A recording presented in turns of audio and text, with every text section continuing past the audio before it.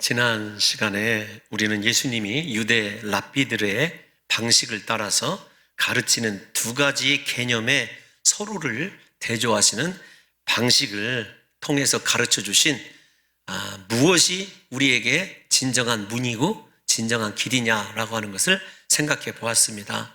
우리 인생의 진정한 문은 예수 그리스도이시고 진정한 길, 물론 예수님이십니다. 그래서 예수님으로 말미암아 거듭나고 예수님께서 베풀어 주신 말씀으로 사는 자들이 진정한 하나님의 자녀다라고 하는 것을 우리가 생각해 보았어요. 그런데 이 두 개의 대조가 3번 연속된다, 이렇게 여러분들에게 말씀을 드렸습니다. 어떤 거냐면 좁은 문, 그 다음에 좁은 길, 넓은 문, 넓은 길이 있었지 않습니까? 오늘은 좋은 나무 두 번째, 나쁜 나무, 그 다음에 좋은 열매, 나쁜 열매, 이걸 살펴보게 돼요. 그 다음에 제가 돌아와서 이 지혜로운 자가 지은, 반석 위에 지은 집과 모래 위에, 어리석은 자가 지은 모래 위의 집을 함께 생각해 볼 거예요. 여러분, 이 두 개의 대조가 3번 반복된다, 이게 굉장히 중요한 의미를 갖는다, 이렇게 말씀을 드렸어요. 그런데 중요한 이 의미를 우리가 쉽게 이해할 수 있습니다. 어떻게 이해하시면 되냐면 유대인들의 입장에서 뿐만 아니라 우리가 이렇게 한번 눈으로 그려보겠습니다. 여러분 앞에 문이 있습니다. 문을 열고 나서면 무엇이 있죠? 길이 있습니다. 여러분, 그 길의 끝에 우리를 맞이하는, 우리가 들어가야 될 집이 있어요. 우리가 원하는 집을 들어가기 위해서는 길도 가야 되고 그 다음에 문을 통과해야 되는 것 맞지 않습니까? 그러니까 여러분, 이 예수님의 비유가 우리 인생을 비유하시는 거예요. 우리가 주님의 은혜로 구원의 문이신 예수님께, 양의 문이신 예수님께 들어가고 그 예수님의 가르치심을 통해서 내 인생의 길이 비록 좁고 험하지만 그리스도 안에 있는 행복을 누리고 그 다음에 마침내 본향집에 이르르게 되는데, 그 본향집에 이르는 집이 어떤 것이냐면 말씀을 듣고 행하는 순종의 집이라는 거예요. 그래서 여러분들이 이 산상선의 마지막 부분을 어렵게 생각하지 말고, 나는 지금 예수 그리스도의 문을 열고 그 문 안에 들어서 있는 사람인가, 그리고 그분이 가르쳐 주신 그 길로 가고 있고, 그 길로 가고 있다면 우리에게 주님이 말씀하시는 마지막에 큰 비가 오고 창수가 나고 바람이 불어도 무너지지 않는 영원한 내 집이 기다리고 있을 것 아니겠습니까? 이 3가지 비유를 이렇게 그림으로 그려 놓으시고, 그렇게 우리가 주님께서 약속하신 본향을 향하여 들어갈 때 딱 한 가지 주의를 해야 돼요. 어떤 것이냐면 그 길에서입니다. 문을 잘 통과했고 그 길을 걸을 때 거짓 선지자에게 미혹되지 않는 것입니다. 이것이 가장 중요한 거예요. 이 거짓 선지자에게 미혹되지 않는 삶, 이 삶을 사랑하는 성도 여러분들과 제가 살아내게 되었을 때 영원한 하나님께서 우리에게 예비해 놓으신 본향집에 무사히 이르르게 되는 것이죠. 예수님 시대도 그렇지만 오늘 이 시대의 선지자, 선지자가 누구이겠습니까? 오늘 이 거짓 선지자, 주님께서 말씀하시는 거짓 선지자는 바리새인들과 서기관들이에요. 그들의 의는 사람 중심의 의였습니다. 사람들에게 인정받기를 원하고 사람들에게 자기 자신을 드러내놓고 존경받기를 원하는 그 거짓 선지자들을 이야기하는 것이 1차적으로는 옳습니다. 오늘날 시대에 적용을 해보면 당연히 목회자라고 이야기할 수 있겠지요. 그래서 오늘날 목회자 혹은 사역자들도 넓은 문, 넓은 길로 가고 있는 사람들이 많이 있다는 것입니다. 여러분, 이 말씀은 그래서 여러분들보다도 제 자신에게 하는 설교라고도 이야기할 수 있습니다. 문제는 무엇이냐면 이 거짓 선지자들이 미혹을 해서 자기와 함께 따르는 사람들을 멸망으로 인도한다는 것이 문제입니다. 중요합니다. 우리가 말세에 어떤 목회자를 만나느냐, 여러분 그것 가지고 기도해 봐야 되고요, 지금 이 자리에서 예배를 드리시면서도 간절히 고민해 봐야 됩니다. 왜냐하면 함께 망하기 때문에.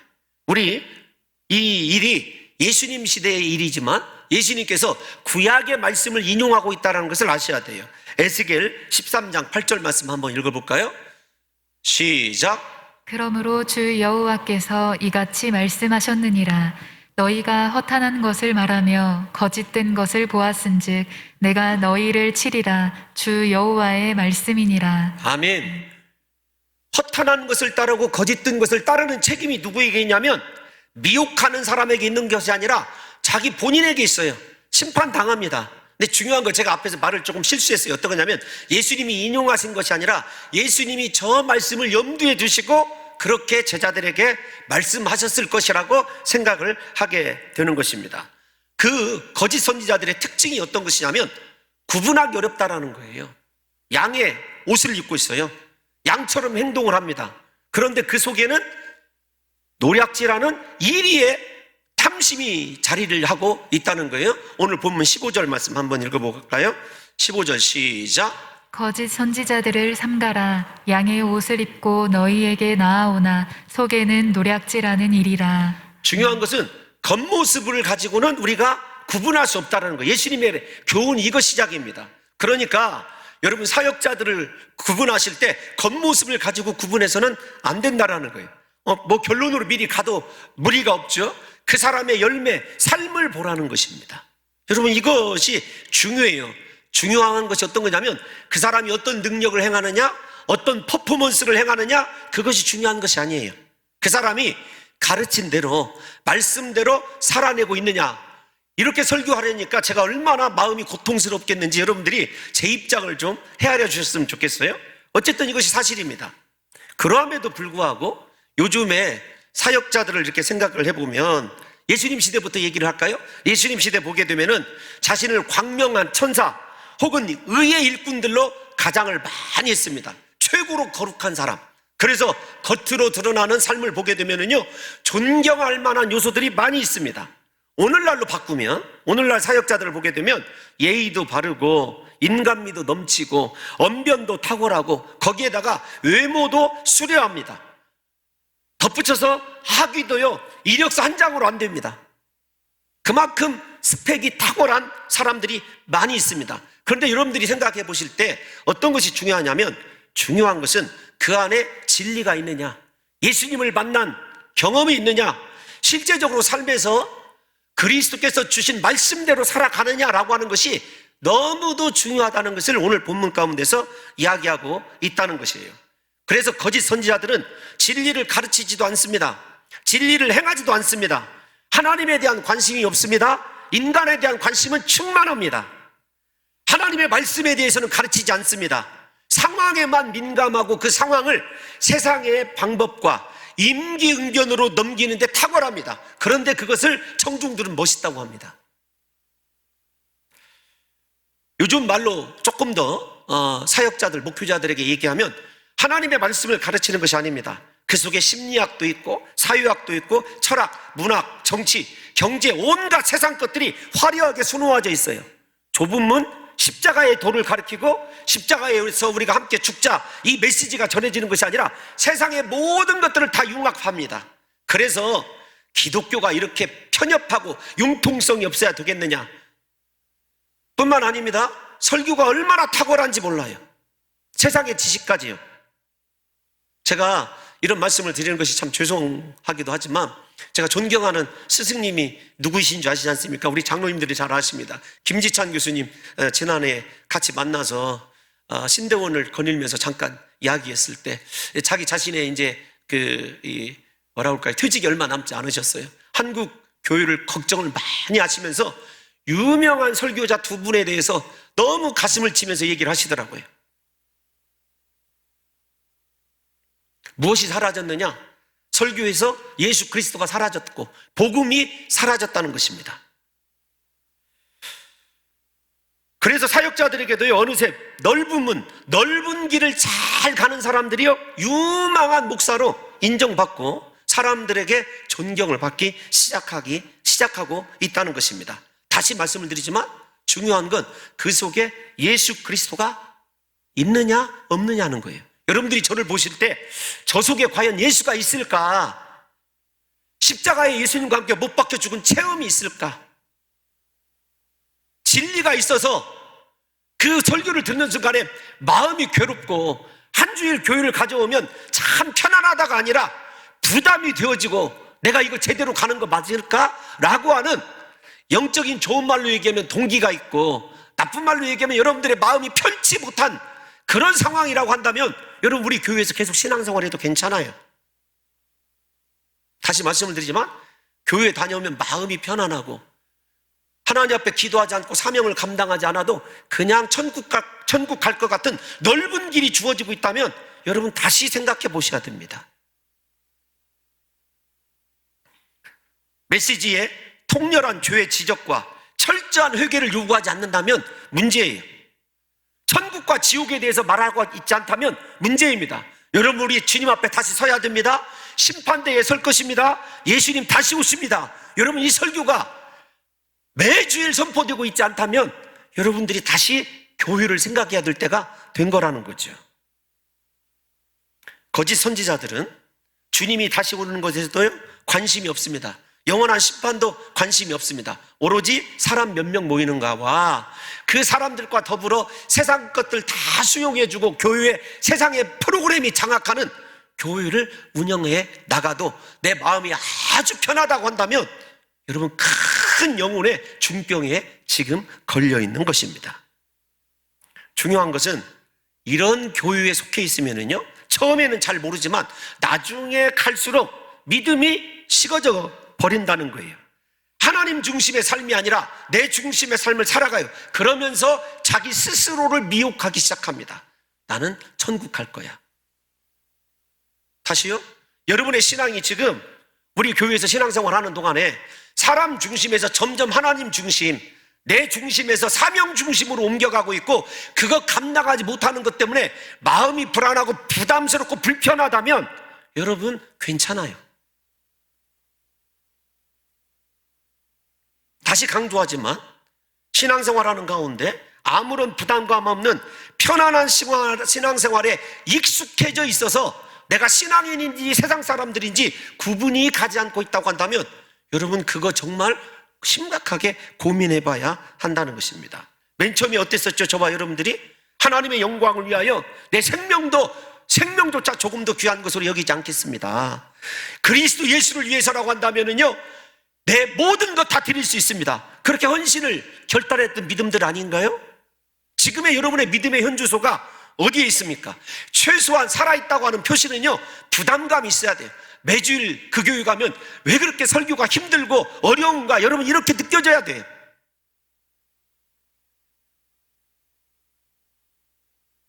왜 그런 줄 아십니까? 하나님의 말씀이 아니라 세상 말로 우리 안에 있는 그리스도 예수의 은혜, 예수의 부르심에 대하여 노략질 당해버린 상태이기 때문에 그래요. 그래서 편안합니다. 그래서 지금 내 뜻대로 내가 중심이 돼서 신앙생활 해나가도요 아무런 거리낌이 없어요. 마태복음 24장을 보게 되면 나중에 예수님의 5번째 설교인 종말에 관한 설교를 제가 살펴보게 될 터인데요 제자들이 묻습니다. 세상 끝날의 징조가 무엇이겠습니까? 그랬을 때 예수님께서요 징조에 대해서 얘기하지 않으십니다. 첫 번째 중요한 징조가 무엇인 줄 아세요? 너희가 사람의 미혹을 받지 않도록 주의하라. 사람의 미혹을 받지 않도록 주의하라. 거기에 사람이 여러분 외부로부터 오는 거짓 선지자일 수 있습니다. 중요한 건 그 거짓 선지자의 영향이 아니라 자기 스스로 자기를 미혹하는 삶을 살아간다는 거예요. 너 정도면 신앙생활 아주 잘하는 거야.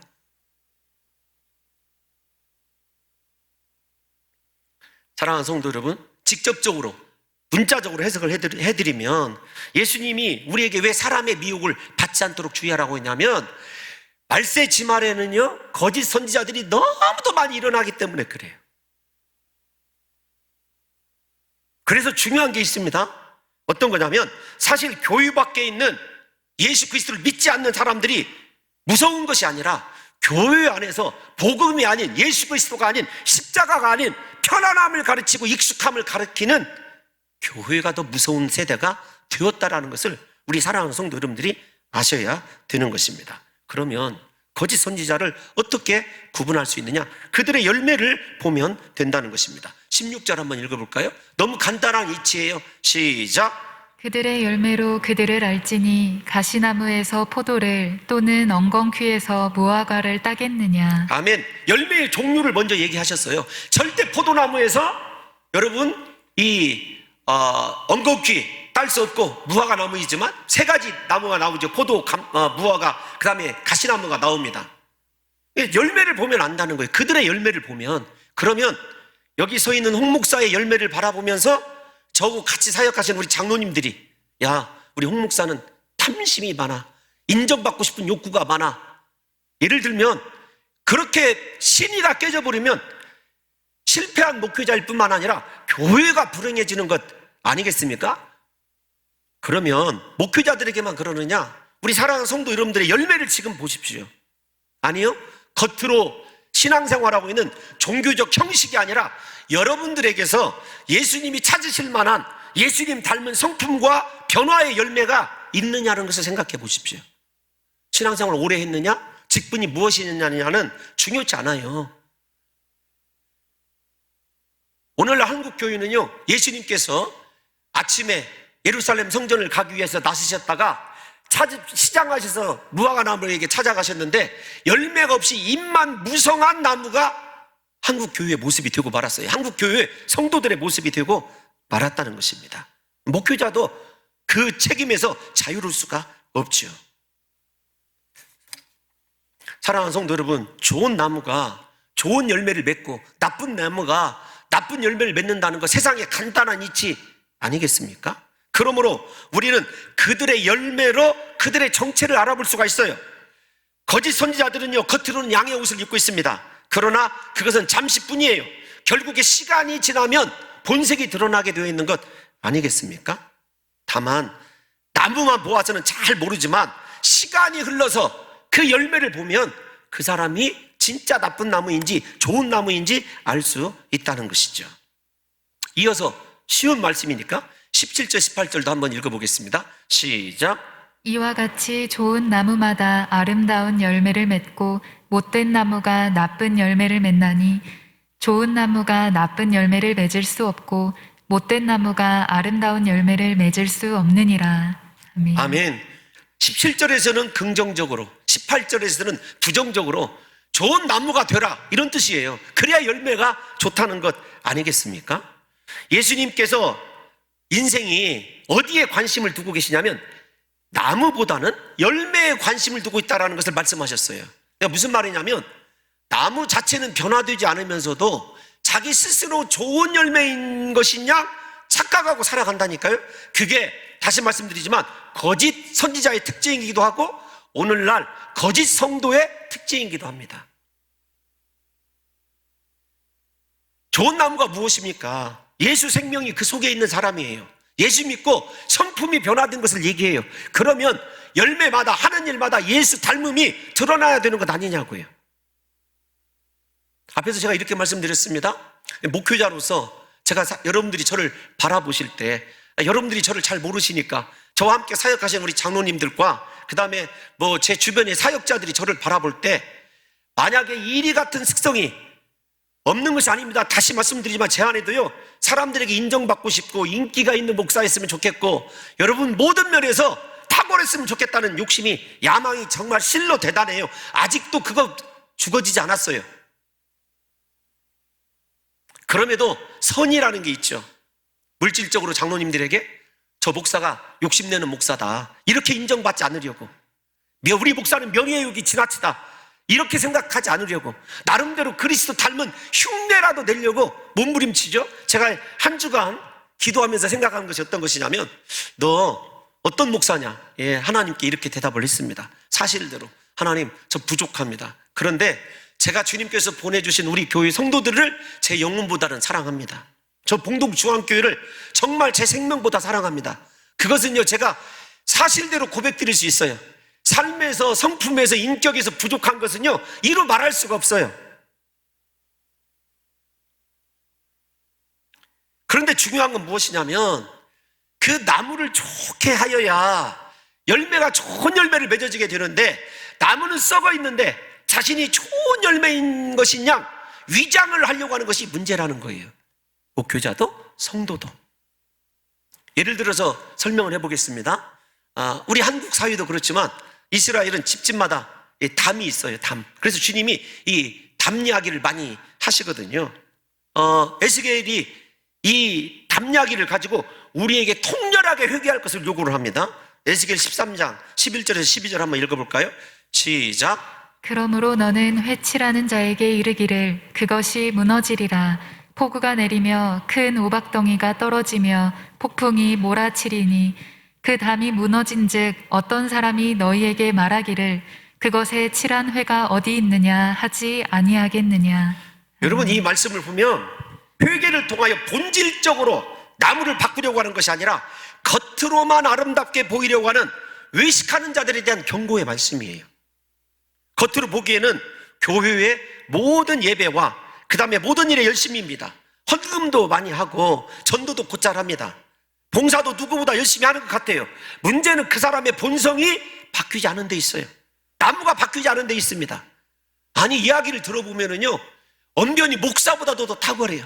자기 자신의 지금 신앙이 깨트리고 나와야 되는데 가만히 웅크리고 있는, 그러면서 그것을 합리화시키는데 보면은요 정말 신앙생활 잘하는 것 같아요.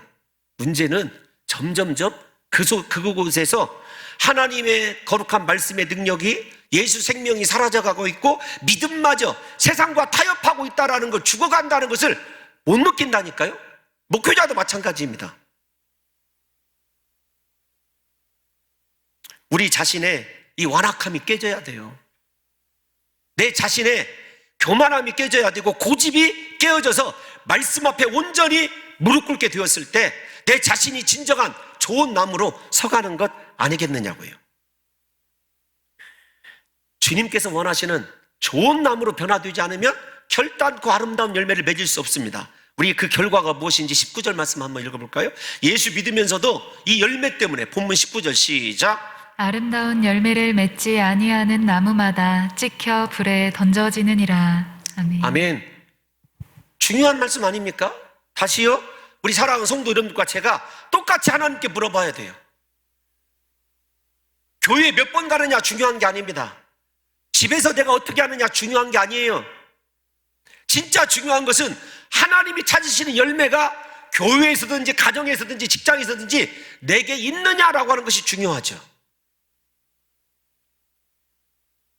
여러분, 거듭 말씀드려서 죄송합니다. 내가 목사냐, 장로냐, 안수집사냐, 권사냐 중요치 않아요. 예수 몇십 년 믿었느냐, 몇 대째 예수 믿었느냐 중요치 않습니다. 과거에 내가 이렇게 열심히 기도했는데 중요치 않아요. 내가 지금 주님 보시기에 아름다운 열매를 주님께 드리고 있느냐가 중요하다는 말씀입니다. 예수님께서는 우리가 예를 들면 겉으로 외관적으로 드러나는 성공한 사역자의 길을 걸을 것이 아니라 고통스럽고 힘들어도 십자가의 길, 좁은 길을 계속해서 걸으시라고 주님이 거듭 말씀해 주는 것이 있어요. 20절 말씀 한번 읽어보겠습니다. 20절 말씀 본문 시작.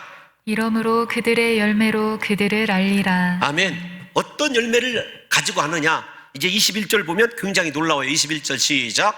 나더러 주여 주여 하는 자마다 다 천국에 들어갈 것이 아니요 다만 하늘에 계신 내 아버지의 뜻대로 행하는 자라야 들어가리라. 열매로 한다고 그러는데 그 열매가 어떤 것이냐면 내가 지금 하나님의 뜻대로, 아버지의 뜻대로, 말씀대로 행하고 있느냐 아니냐예요. 주여 주여 하는 것은요 누구든지 할 수 있어요. 여러분, 주여 주여가 어떤 거죠? 예수님은 나의 주인이십니다 라는 말과 더불어 나는 주님의 종입니다, 그 뜻이에요. 종이 주인의 말 들어야 되는 것 아닙니까? 그래서 주인의 말씀대로 살아가는 것이 중요한데, 내 신앙에 자기 자신에게, 사람에게 미혹당이, 자기 자신에게 미혹당합니다. 내가 헌금도 이만큼 하고 내가 교회도 몇 번씩 가주고 이걸로 된 걸로 알아요. 아닙니다. 다시 말씀드리지만 분명히 주님이 원하시는 것은요 말씀대로 행하는 열매를 원하시고, 그 열매가 아름답지 못했을 때 찍혀버려져요. 다시 21절 말씀 띄워놔 주시겠습니까? 이번 주에, 지난주입니다. 우리가 월요일에서 금요일까지 저녁마다 기도회를 했어요. 제가 깜짝 놀랐어요. 2층과 4층이 가득 차서 성도님들이 그렇게 금요일 5일까지 그렇게 부르짖어 기도하고 시간이 갈수록 기도가 깊어지는 것을 보면서 참 제가 많은 은혜를 받았습니다. 그런데 왜 하필 이번 주 설교가 저 말씀이었어요. 그래서 제가 기도를 했죠. 하나님, 우리 사랑하는 성도들이 이렇게 부르짖어 기도하는데 무엇보다도 은혜 받고 말씀대로 행하는 사람, 자기 인생의 껍질을 깨트리는 사람, 자신의 자만과 교만이 깨지는 사람, 과거의 향수에 사로잡혀서 지금 괜찮다고 생각하는 것 완전히 깨져버리고 지금도 언제나 현재형으로 하나님이 내게 원하시는 말씀만 감당하는 사랑 성도들로 성숙하게 도와 주시옵소서. 여러분, 여기 서 있는 홍 목사도 마찬가지죠. 저와 여러분들이 똑같이 성화의 단계를 거쳐가는 것 아니겠습니까?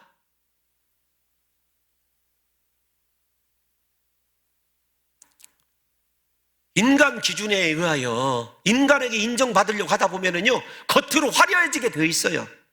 말이요, 아주 탁월하게 되어 있습니다. 진짜 실력 있는 사람, 말씀대로 살아가는 사람은요, 말이 없어요.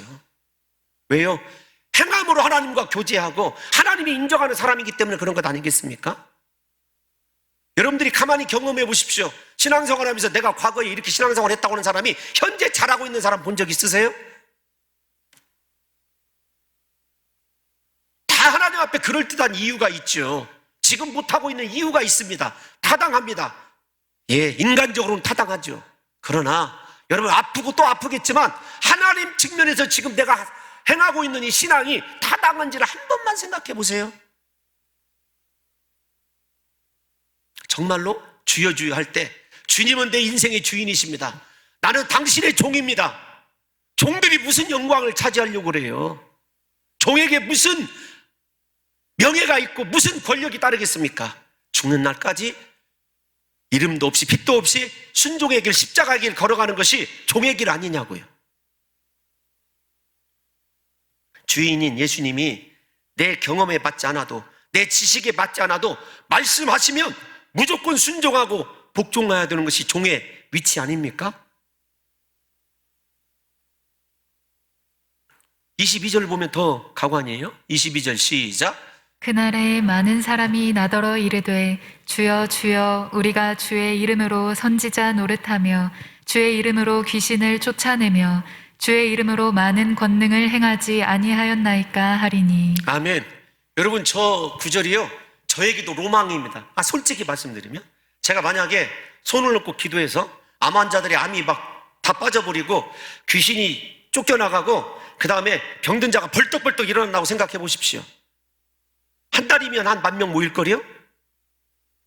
아닐 거라고 생각하세요? 그거 갖고 싶은 욕망이에요. 욕망이기도 하고 저도 딜레마이기도 합니다. 왜 그런가 하면 중국에 선교를 갈 때가 있었어요. 다행히 저 혼자 가는 것이 아니라 저 혼자 갈 때도 있었지만 우리 교회 그 안수 집사님들이 3분이 같이 가셨어요. 그거 다 촬영도 해놓고 사진으로 찍어놨습니다. 여러분들이 보실 때는 이렇게 앞에서 좀 그렇고 그런 목사잖아요. 사실 제가 인물이 조금 괜찮기는 하지. 아니, 그건 아닙니다. 여러분 생각해 보세요. 이 중국에 가서 복음을 전하는데 아침 9시서부터 저녁 5시까지 설교를 해요. 성도들이 떠나질 않습니다. 근데 놀라운 건 어떤 것이냐면 제가 예수 이름으로만 외쳐도 귀신이 떠나간다는 거예요. 그 자리에서. 아니, 우리 집사님들이 봤으니까. 심지어는요, 귀신 들린 사람들만 다 창고 안에 가둬뒀어요. 들어가서 그냥 손만 들었는데 전부 다 뒤로 떨어져요. 심지어 그때 어떤 일이 있었냐면 우리 같이 식사하는데 다리에 피부암이 생겨서 이 온몸으로 썩어가는 환자 기도를 해달라는 거예요. 제가 믿음으로 기도해 줬습니다. 그때는 아무 일이 없더라고요. 저녁에 끝나고 나중에 제 얘기가 사실인지 아닌지는 양정동 집사님에게 한번 물어보세요. 이제 호텔로 돌아왔어요. 그런데 1시간 후에 호텔로 돌아와서 식사하고 있는데 그 사람이 쫓아왔어요. 기도받고 집에 들어가서 별일 없이 아무 일도, 나는 고침받지 못했다고 좌절하고 있는 그 순간에 그 암이 나서버린 거예요. 여러분 믿어지십니까 그게? 지금도 아멘을 안 차나요? 너 진짜 뻥치지 말아라. 제가 혼자 선양에 가서 행한 일이라든지 이런 얘기는 아예 입도 밖에 넣지 않아요. 왜냐하면 늘 우리 목사가 그럴 거냐. 그런데 우리나라만 들어오면 이게 저도 딜레마예요. 저와 그 전에 우리 봉동중앙교회가 아니라 그 전에 삼례에서 제가 잠시 설교 목사했을 때 우리 신앙생활 했던 집사님들 여기 계십니다. 귀신을 쫓아내는 거? 너 귀신 너 어디서 왔느냐? 너 대답합니다. 언제 어떻게 들어갔다 얘기해줘요. 귀신이.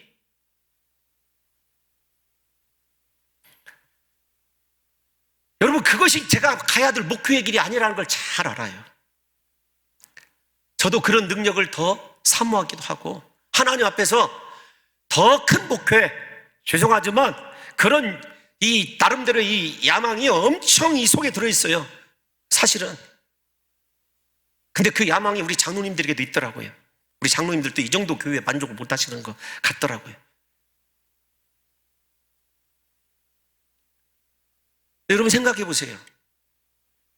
그런데 하나님께서 뭐라고 말씀하시냐면 주여 주여도 하고 그 이름으로 선지자 노릇도 해요. 그러니까 얼마나 선지자, 이 말은 말씀을 잘 예언하겠습니까? 사람들 귀에 쏙쏙 들어오게 자기 심령에 맞게끔 얼마나 좋은 얘기 해주겠어요. 그런데 결국은 그 사람도 망해가요.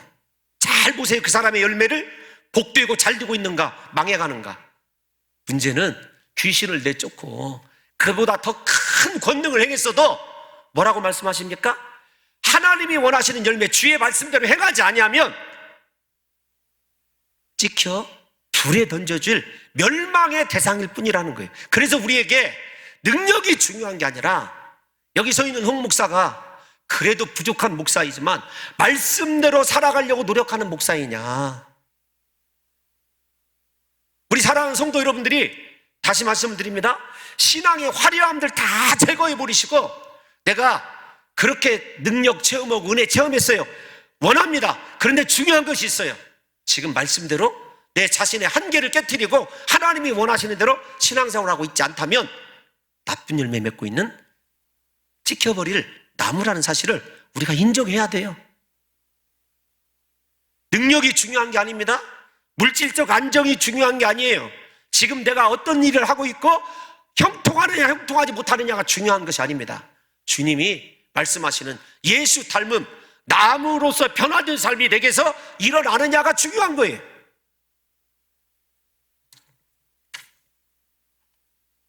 여러분 마태복음 24장 24절 한번 읽어보겠습니다. 시작. 거짓 그리스도들과 거짓 선지자들이 일어나 큰 표적과 기사를 보여 할 수만 있으면 택하신 자들도 미혹하리라. 아멘. 여러분 중요한 말씀이에요. 제가 그래서 이렇게 설교 시간에 여러 번 얘기했습니다. 여러분 지금 신천지 이만희나 이런 애들은요 아마추어 중에 아마추어예요. 곧 있으면 죽어요. 저는 영생불사를 주장하지만, 그런데 이만희 정도가 아니라 앞으로 여러분들 보는 앞에서 죽은 자를 여러분 살려냅니다. 큰 표적과 기사 가운데 자기가 보는 앞에서 안진매이가 일어서고 그런 기적들이 일어나요. 그러면 택함 받은 성도들 가운데서 이렇게 이 말씀을 듣고 있는 우리 성도들 가운데서도 나 그 사람한테 가서 기도 한번 받아봤으면 좋겠다, 이런 사람들 생겨난다니까요. 마귀가 한꺼번에 그렇게 기도받고 그렇게 했었을 때 다 뺏어가면 어떻게 마귀가 속이겠습니까? 이상하게 가서 기도받으면 그때는 잘 되는 것 같아요. 잘 나가는 것 같아요. 중요한 건 내 속에 그렇게 기도받았을 때 성령이 역사하고 내 속에서 내가 예수님 잘못 믿은 것 때문에 통의 자복이 일어나고 정말로 지난날의 죄가 떼굴떼굴 굴러지면서 하나님 나를 살려주세요, 내가 말씀대로 살지 못했습니다, 내 교만함을 깨트려달라고 본성에서 기도가 우러나오고 내 삶이 예수님이 원하시는 성품 담기 위하여 몸부림치는 인생이 도전이 되거든요. 그런 사람에게 가서는 기도 받아야죠.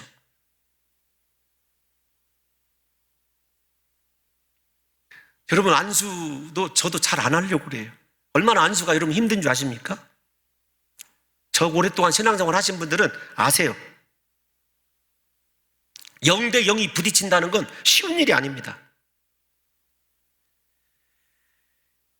부디 저는 우리 사랑하는 성도 여러분들에게 말씀대로 살아가고 있느냐, 내가 예수 믿고 무엇이 변했느냐, 예수님을 위하여 내가 무엇을 버리고 있느냐, 무엇을 포기해봤느냐, 여러분 그것만 우리에게 고민이 되어져야 돼요. 그리고 그 말씀 앞에서 하나님이 원하시는 인생을 온전하게 오롯이 드리게 되었을 때 그래서 계속적으로 좁은 길 걸어가고 있을 때 주님이 드디어 말씀을 듣고 순종했다고 하는 반석 위에 세운 집으로 저와 여러분들을 영접해 주시는 것 아니겠습니까? 제가 늘 드리는 말씀이 있어요. 어떤 것이냐면, 그래서 진정한 예수님의 제자들은요, 자기 자신이 죽어진 사람이에요. 자기를 부인하고 십자가 지고 예수님 따르는 사람입니다. 사도 바울의 말대로 매일 죽을 수밖에 없는 자기 자신 때문에 탄식하는 사람이에요. 그렇게 예수님 말씀대로 살지 못한 것 때문에 그런 영적인 부담을 느껴본 적이 몇 번이나 있습니까, 여러분? 예수님을 위해서 포기해 본 것이 몇 번이나 있느냐고요. 사도 바울이 이렇게 얘기하거든요. 갈라디아서 5장 24절 시작. 그리스도 예수의 사람들은 육체와 함께 그 정욕과 탐심을 십자가에 못 박았느니라. 아멘. 저도요, 사람 앞에 인정받고 싶은 욕구, 더 큰 교회를 이루고 싶은 야망, 모든 것 다 내려놔야 돼요. 가장 중요한 건 물질적 탐심도 내려놔야 될 뿐만 아니라 중요한 건 예수 닮아가는 것. 정말 우리 목사가 초창기 목사 때보다 지금이 훨씬 더 변화되어 가는 것 같아. 그 모습 드러내야 되고요. 우리 성도님들도 마찬가지입니다. 여러분의 인생에 있어서 가장 소중한 것은 무엇입니까? 말씀이어야 되고, 말씀 지켜내면서 내 속에서 예수님 닮아가는 것, 그것이 가장 소중한 은혜이고, 우리 모두가 다 세상 사람들에게 작은 예수다, 진짜 예수 닮았다, 이렇게 인정받는 것이 진정한 신앙의 길이라는 것을 잊어서는 안 됩니다. 마지막 순간에 주님이 좋은 나무다, 나쁜 나무다, 이 나무는 찍어서 버려라, 이렇게 말씀하시는 거 딱 한 가지예요. 내 안에 예수님 닮은 성품, 예수 믿고 변화된 것, 세상 것 끊어버리고 내 못된 자존심과 내 못난 자아 깨트려버리고 말씀 앞에 그냥 두 손 들고 서서 주님 말씀하여 주옵소서, 종이 듣겠나이다, 이런 고백과 은혜가 넘칠 때만이 하나님이 원하시는 진정한 좋은 나무로서 좋은 본향 천국으로 인도함 받는 복된 성도라는 걸 잊지 마시고, 사랑하는 성도들이요, 여러분의 좁은 길 걷는 동안에 제가 미혹하는 자가 되지 않기를 소원하고, 우리 사랑하는 성도 여러분들이 영적인 깨어짐을 통해서 부디 소원합니다. 끝까지 하나님의 말씀을 지켜 행함으로 예수님 닮은 변화의 모습만 나타낼 수 있는 귀한 성도들이 되시기를 예수님의 이름으로 축원합니다.